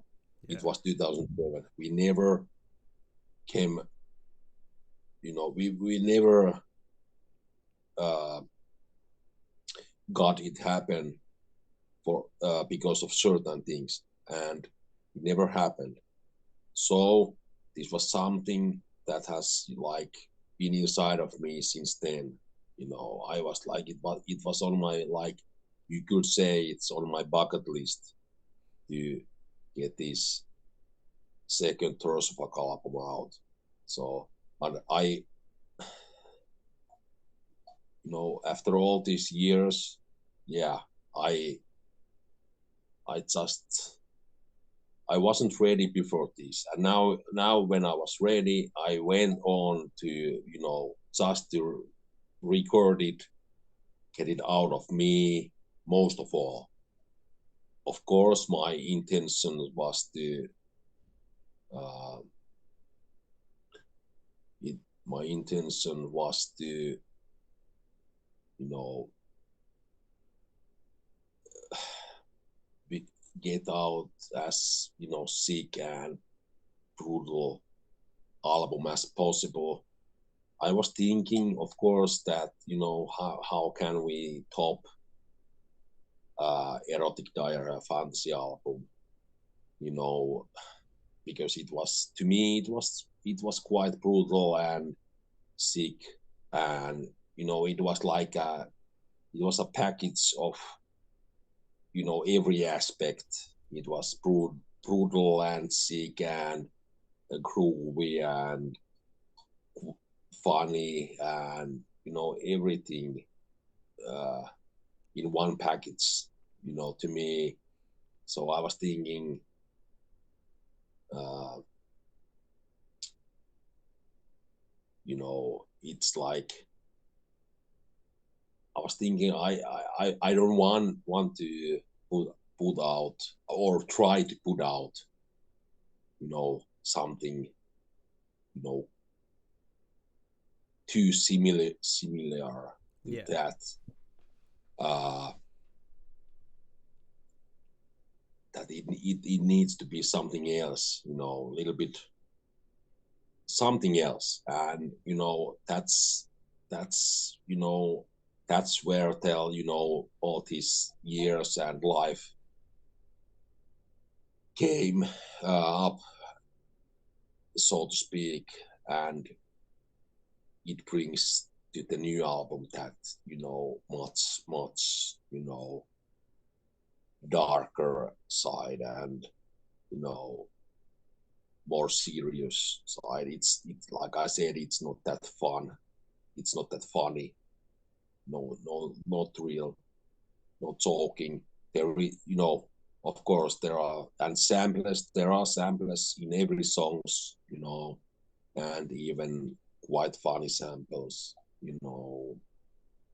uh so the basic Torsofuck elements, everything is there. It's and musically, it's, you can hear it same. uh I can send you one new track if you want to hear. Yeah, that'd be crazy if I could preview something. I'm Yeah, I like, can. I'm really stoked on this album, man. I'm really excited. Yeah, and it's I've been listening to it very, very much. I many times now I've been listening to it from start to finish, and I'm really, I'm completely satisfied. It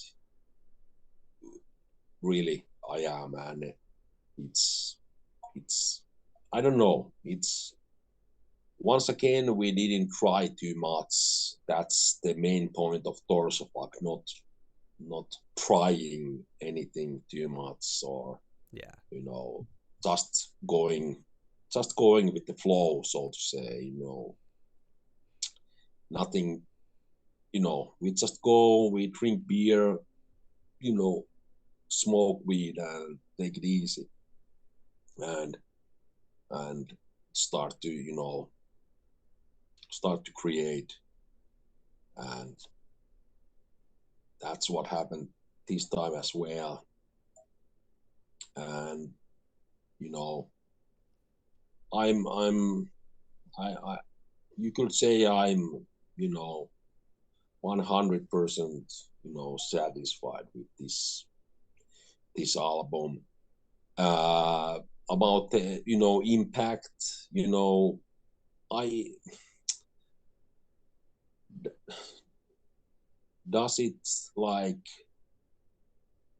do I feel that it gives people the impact that it's it's really really huge, you know compare it to compare it to, like, movies like Salo or something like that.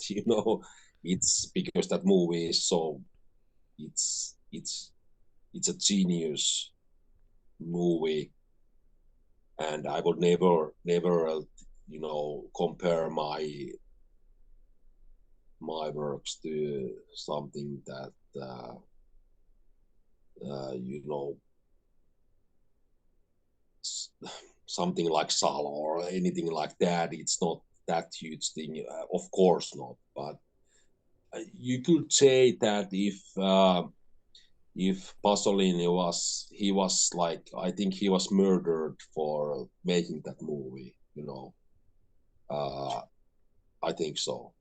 He made the Salo movie, and soon after that he was murdered. I think if some people, read the lyrics of New Torsofuck album and listen to it and everything, maybe someone would, like, get me murdered as well. Don't say that.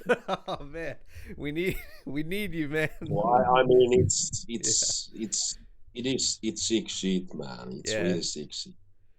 I can't wait to check it out, dude. Like this I is can, okay. I After this interview, I can send you one new track. It's quite fat stuff. yeah. And, like, I like the sound. Jarkko. This time Jarkko came up with really really. You can hear the. You can really hear the. He's been working as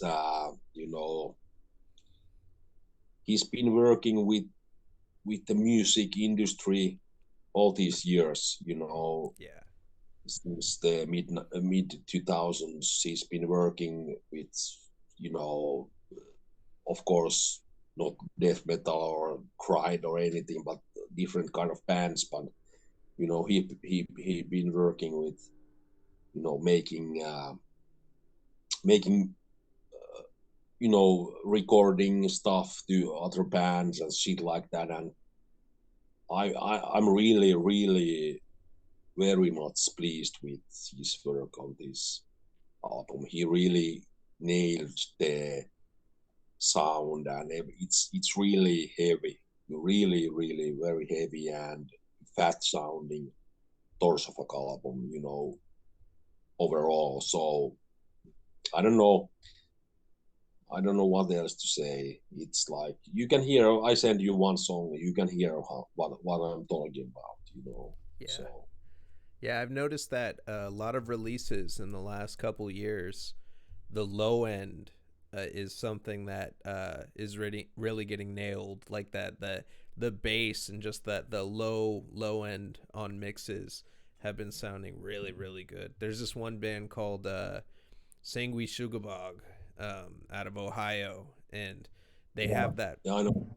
Yeah, yeah, that really thick, like, you feel the bass almost, and yeah, it's kind of crazy seeing a lot of bands do that now.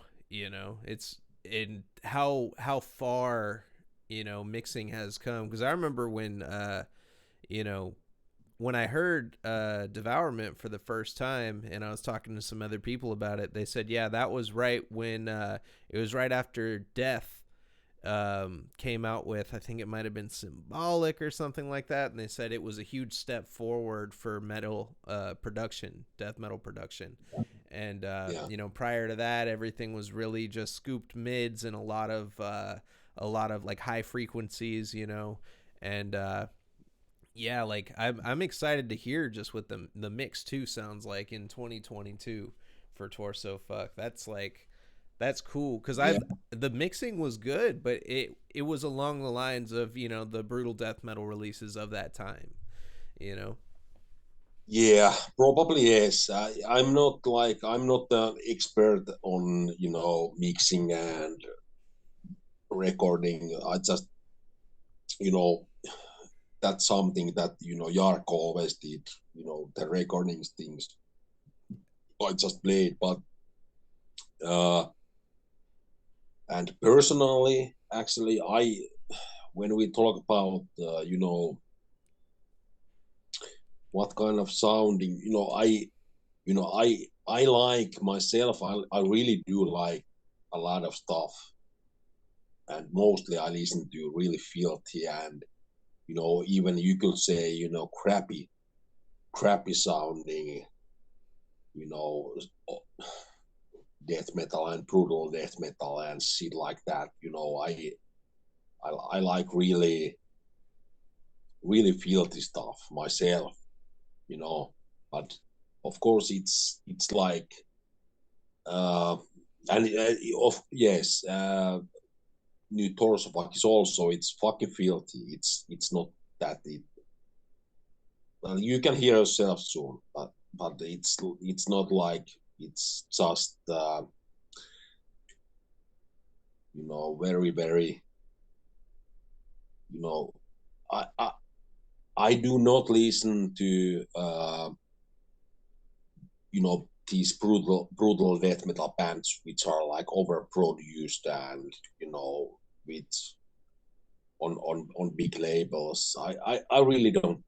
That's not my style, Yeah. and with Torsofuck, it's like exactly. I think we have a good, great sound, and like you said, the low end, and bass and everything. It's like it's heavy and filthy and everything like that, but not really. It's definitely not overproduced or anything like that, and um, and will never be. It will never be as long as I will create music.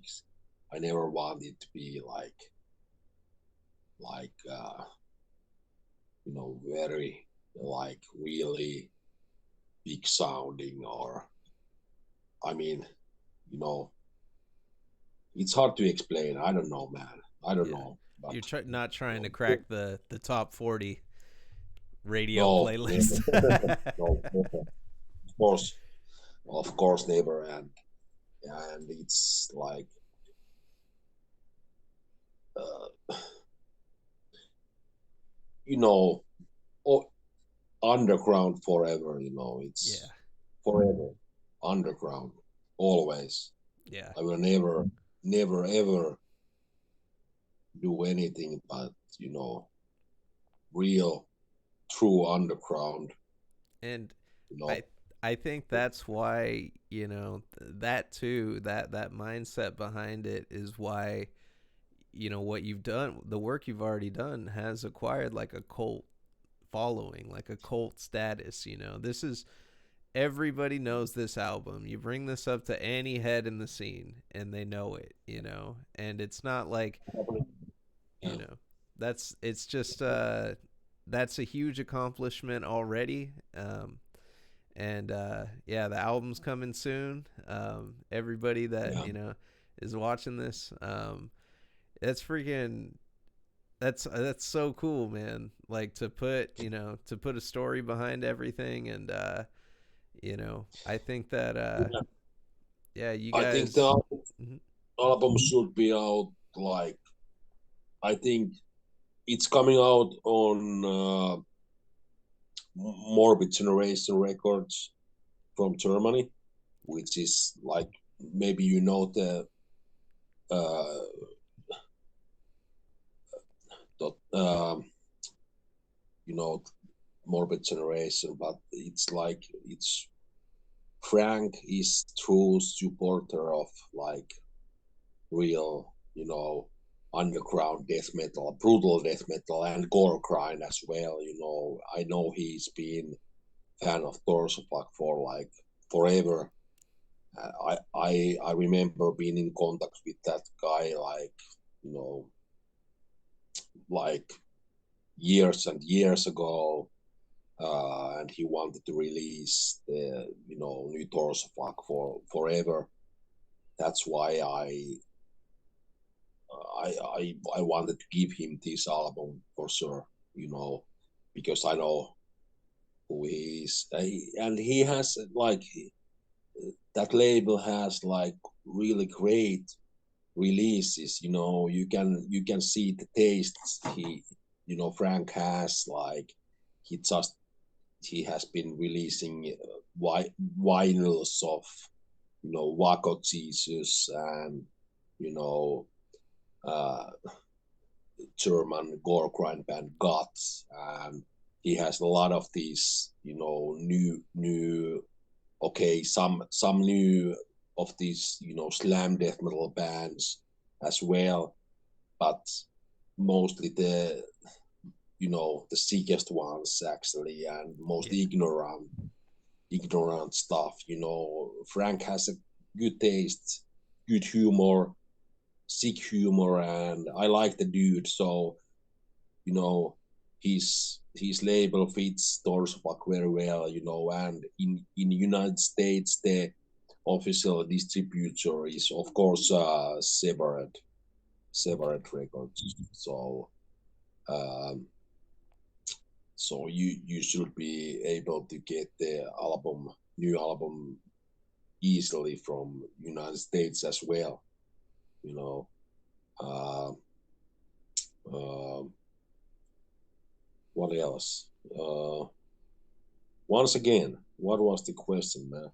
Oh man, I was just talking about the release. Yeah, that's it's everybody. Everybody's in store for some fresh torso fuck, and I'm pumped for it. I know everybody watching this is probably pumped for this too. And just it's an Yeah, absolute pleasure, man. Thank you so much for taking some time. thanks. No You know, problem. No problem at all.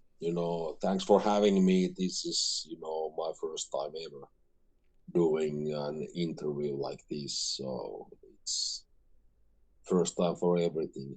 Maybe I don't know. I'm I'm not the kind of person who wants a lot of who wants to be a lot out there, you know, or show myself, so to say, So, but I think, these days, 2022, you need to, you probably need to show up a little bit, you know, for fans, because I guess there are, or it seems like there are, Torsofuck fans, uh, quite a few. So I do this kind of stuff just to them. And so I want to thank you for having me. yeah, Really. man. Anytime, if you ever want to continue the conversation too, don't ever hesitate. I'll probably ask you when the album comes out. When that time comes. It's so cool, like to put a because there's been so much mystery shrouded around this project. I feel, um, So to be able to, ask these questions, and the story you gave is, I'm glad that it's down somewhere, and now people can look for it, and hear it from the man himself. So yeah, absolute pleasure, Miko. Everybody, And another episode of Death Matches and Death Metal. Make sure to buy the new Torso Fuck album coming out in January. And yes, I'll be linking underneath all of the different websites where you'll be able to catch that. And then I'll also be linking Torso Fuck's Instagram. You need to go follow them right now, because you'll be getting some information when that time comes around as well. So yeah. absolutely. And yeah.